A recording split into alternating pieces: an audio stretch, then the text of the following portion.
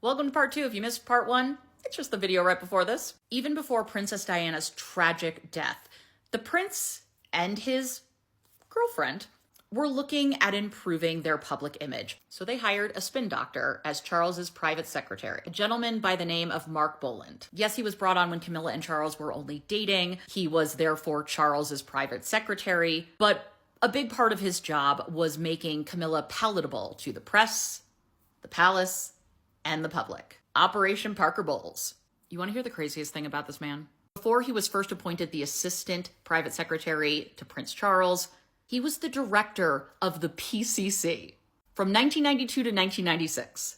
The PCC is the Press Complaints Commission. They are a self-regulatory body that's in charge of overseeing ethical journalistic I'm sorry. I can't. It's just... The jokes write themselves. Kind of reminds me how Joseph Kennedy Sr. under President Roosevelt was appointed to the newly independent SEC to basically find ways to make illegal the crime that he had done on Wall Street himself. He knew the media. He was close with the media. Then he came to work for the Prince of Wales and his girlfriend. Big thing I've seen people take away from this documentary is the fact that Mark Boland effectively spun a fake story about Harry going to rehab with his father to appease then News of the World editor Rebecca Wade, now Brooks, who was going to run with the story anyway. So Boland figured, why not get something for Charles out of this?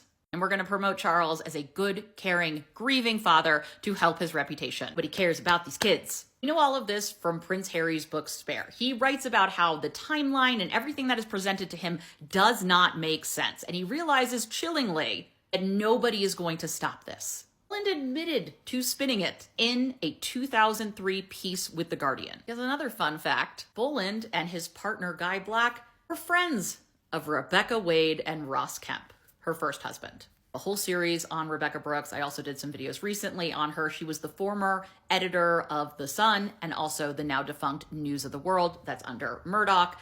And he considers her like another daughter. She's one of the Harry Potter Horcruxes. Prince Harry Drugs of Shame piece came out in January 2002. What Mark Boland basically says is, what were we gonna do? We, quote, made the best of it.